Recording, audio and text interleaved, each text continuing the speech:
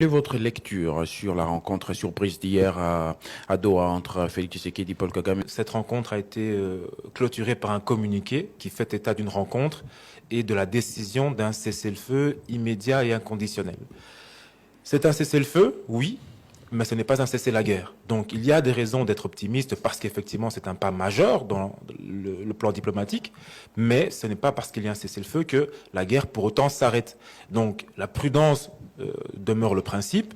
Il faut rester concentré sur ce qui va venir de cette prise de contact, puisqu'il s'agit d'une prise de contact uniquement, même si c'est un élément important, et préparer donc les pourparlers. Cette rencontre-là a permis de démontrer quoi? Qu'effectivement d'abord, que le discours de Paul Kagame qui consistait à dire que le conflit M23 RDC et gouvernement est un conflit congolo-congolais est aujourd'hui battu en brèche par Kagame lui-même. Si le M23 n'était pas contrôlé par le Rwanda, si les troupes rwandaises n'étaient pas présentes sur le sol congolais, comment est-ce que le président Kagame pourrait-il aujourd'hui accepter et décider d'un cessez-le-feu? On comprend que c'est le Rwanda, effectivement, qui est donc l'instigateur et l'acteur principal de ce conflit à l'est du pays. Qu'est-ce qu'on ferait alors, en ce moment précis, des négociations initiées par le médiateur de l'Union africaine, João Lourenço? Ces négociations-là, quand bien même elles devraient avoir lieu, alors qu'aujourd'hui les acteurs principaux du conflit discutent entre eux, ne seraient simplement que les conséquences et l'application des résolutions qui seraient prises au niveau international par les chefs d'État.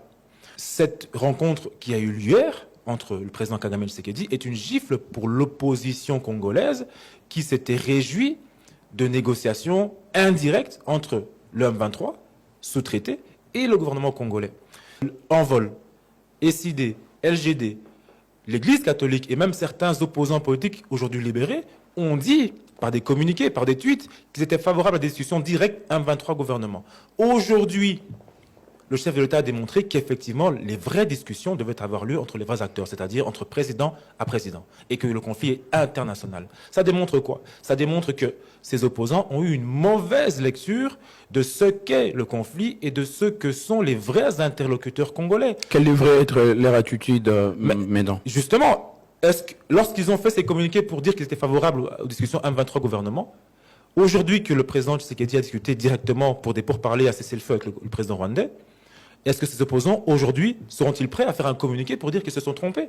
Seront-ils prêts à faire un communiqué pour dire qu'effectivement, ils rejettent ce cessez-le-feu-là, alors que c'était des discussions directes entre chefs d'État? Seront-ils prêts aujourd'hui à faire un communiqué pour dire qu'aujourd'hui, ils ont eu une mauvaise lecture politique de ceux que sont les vrais interlocuteurs du Congo? Parce qu'aujourd'hui, ça veut dire quoi? Parce que si ces opposants-là avaient été présidents, ils auraient discuté avec le M23 directement, alors que le M23 n'est un acteur que de second rang, et que le vrai acteur aurait échappé donc aux discussions et à ses responsabilités politiques. Qu'est-ce qui devrait être fait du côté des officiels de la RDC, la délégation congolaise du président de la République, dans la gestion justement de ces moments précis des négociations? Je pense qu'il faut tirer les leçons du passé.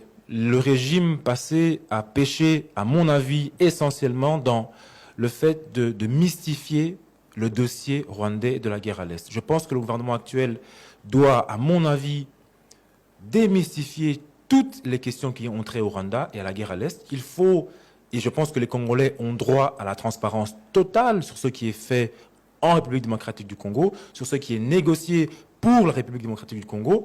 On ne peut pas aujourd'hui rechercher l'unité nationale et la mobilisation générale pour ce conflit si les Congolais ne sont pas impliqués. Et pour que les Congolais soient impliqués dans ce conflit, il faut qu'ils aient accès à la vraie information, à la vérité. Donc, à mon avis, je pense que le gouvernement actuel devrait mettre en place dans ce processus de discussion, qu'il aboutisse ou pas, qu'il soit un succès ou pas, mais le principe doit être la transparence et la vérité. Les Congolais ont droit à avoir la vérité, à avoir la transparence sur ce qui sera discuté, négocié, concédé et décider sur ces négociations-là, parce qu'il en revient de l'unité nationale. Et cette unité est donc conditionnée par une nécessité de transparence.